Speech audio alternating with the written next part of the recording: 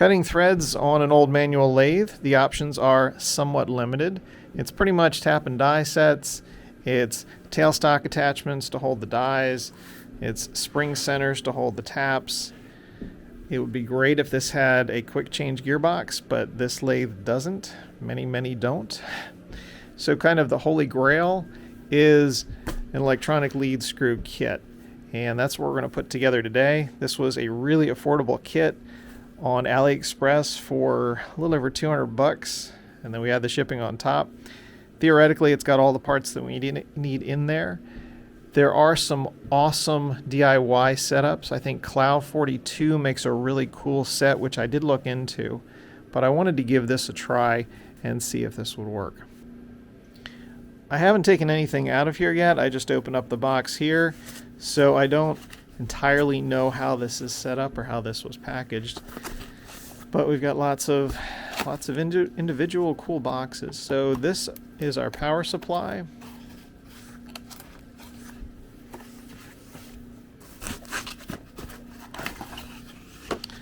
This is our breakout board, or our microstep driver board. I've done CNC builds, and this is kind of a weird combination of the two, sort of, at least with some of the hardware. This kit came with a very large stepper for the lead screw to drive that. The build that we've got over here, I used kind of a small medium-sized stepper that's already belted to the lead screw. And I'm going to try to use that because I've already got the hardware and the assembly built for that. If we can't make that work, we'll use this one. This is a big stepper.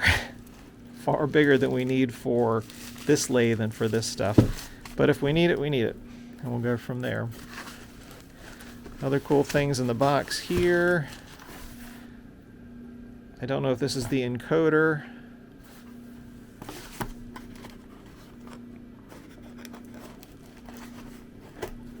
Yes. Rotary encoder.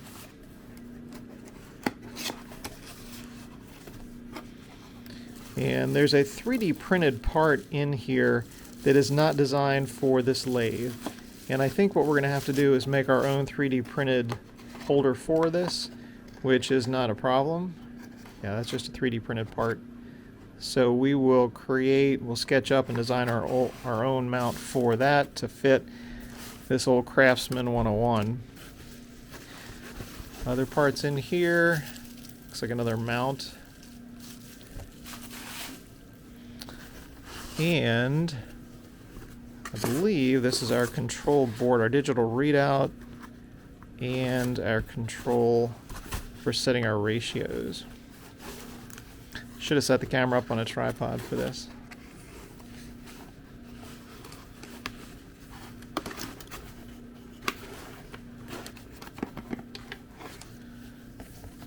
And this is our controller of sorts.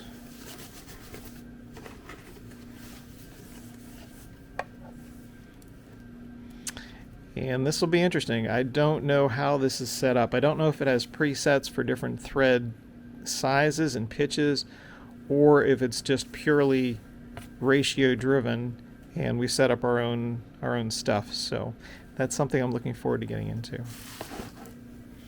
And I think that's pretty much it. I think we might have some belts in here, some wires, some plugs for the power supply. And that is our kit. So this should be interesting. This should be fun. These were the first few pieces that I tested out. There is a pulley generator online, and I'll put a link in the description on how to make these, or at least how to set these up. And it's a really cool piece of code that somebody kindly shared. And these were just transferred over to Tinkercad for some test prints. And again, this is the one that came in the kit. And then I did my first one just to see if it would work. And it came out really clean. I'm using an inexpensive Creality 3D printer, but those grooves, those GT2 gears came out really sharp. Then we moved on to these tests, and then that evolved to what we've got on the machine right now. My initial plan was to use something like this that had some holes. We would put this on our setup here and then do a couple taps, a couple drills and some taps. And as I was dialing this in, then the thought occurred to me, why don't we just make this bigger so it can slide on and have kind of a interference fit, a real snug fit.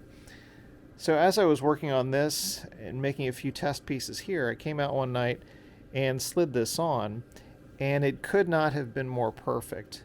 The fitness or the tightness of this is really, really nice. There are no screws, there's no glue, there isn't anything on here.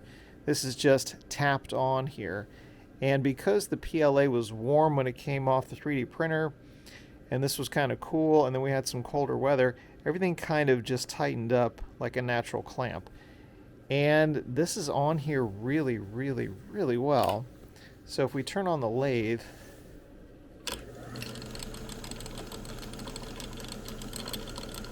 it's just really not going anywhere. And as far as the encoder connection here, this is not something with a lot of torque. This is not something that needs to be really on there, but it just really is.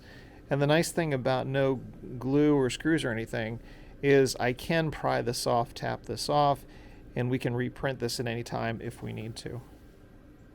The next part of this design was to figure out a way to mount the stepper motor here to run the lead screw. And what we're doing here, this is another piece that I drew up in Design Spark Mechanical, a really, really beefy 3D printed piece. And took the measurements for the NEMA 23 set screws. And the way this is going to work, we've got some sliding holes in the bottom here, so this can go on here, and we've got some adjustment, some side-to-side adjustment here, so we can make sure that the cogs fit. Sometimes things just kind of work out in a cool way. The gear down here, this one right here, is the one that came in the kit. And this is supposed to attach to the lead screw for the lathe that this kit was designed for. But the hole here is smaller than the top of our lead screw here. We could bore this out and make this bigger, but then we'd have to get into making a keyway for the end of this. But in with my set of change gears for this Craftsman lathe, put that guy down there, this was one of the change gears that came with this lathe. And it matches the exact tooth count for this, and it matches the pitch as well, which was really nice to find out. So we're just using this in place of this to match up with the gearing on the stepper that came with this kit. One thing I wanted to be careful about was that nothing was permanently changed on the lathe. Not that these have extraordinary collector's value, but I didn't want to permanently change this or make anything that I couldn't go back on. So obviously we pulled off all these gears in here, but they're just set aside and nothing is permanent to the actual lathe. At this stage, we're very much at the proof of concept part of this project, and the encoder is just temporarily screwed into our board here, and we've got our stepper motor attached to our 3D printed part there. This right here, this mount came with the encoder. I did not make this one. I was going to make, and I may eventually make, some sort of mount here, although I'd rather have an aluminum or more permanent fixture set up. Same as over here. This is kind of just temporary while we get all this stuff worked out. But it is interesting how, just by luck, this lines up absolutely perfectly on the edge of the table there. So if we turn on the lathe, we can see that the belt is giving a nice even spin to our encoder.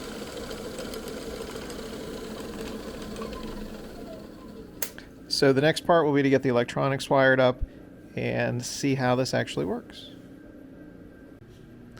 Regarding documentation for projects like this was ordered on AliExpress. I was not expecting much in the way of setup information and figured I was going to have to figure out a lot of this stuff on my own. I've been really surprised. The way they work this is if you buy this, then you message the seller and then they send you the installation information.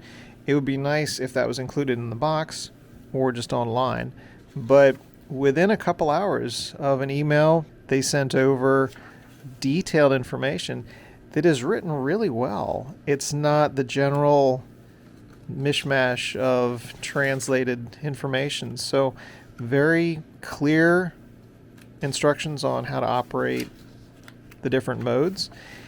And then something that I was really pleasantly surprised to see, we've got photos, which is good, but there's also a detailed wiring diagram, and this was printed in black and white on a LaserJet, but on the screen, full color of course, and everything is color identified with the cables that come with the box or come with the parts. So connection should be pretty simple at this point. But again, the detailed information I've been really impressed with, at least so far. And it was nice, it came with the wires too. We've got a choke on here. So we'll get to stripping this off and following the wiring diagram. Now that we've got our components on there, we're going to start our wiring. And we're going to copy this same layout that they've got there. So we have our power supply, microstrip driver, and our controller taken out of the box in the same orientation. Got all of the wires that they sent, and everything has been stripped on the edges, so we're good to go. I did have to supply my own 120 cord, but everything else seems like it's here. This is the encoder, so we'll save that for last once we get this over to the actual lathe. But we'll do this wiring here and kind of go from there. We are very much in a state of disarray here. I've connected everything per the manual, per the color-coded connection points. And I have the power supply plugged into the power strip, but I've not turned that on yet. So what I'm going to do is put the cover on our controller board here, a little bit tighter so we can see what the indications are for each button. Then we'll turn it on and we'll see what results we get. The cover here, the housing, is just temporarily laid on top of those buttons. So let's turn this on and see what we get.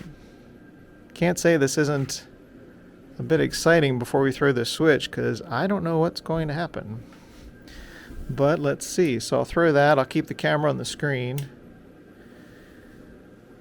So that's on there. And we've got information coming up. Like a lot of folks, I've skimmed the manual, but I've not read it in detail, and that's what I will be doing this afternoon, this evening. But for the moment, I've been playing with some settings and doing a couple test cuts. And I did some quick 1mm spacing metric cuts a moment ago and just cleaned it off. But everything is functioning. And again, this is in really rough testing mode right now. I don't have the proper cutter on here. I'm sure we're not lined up right. And still working on settings and speeds and stuff. But basically, quick overview, and again, I'll go through the manual.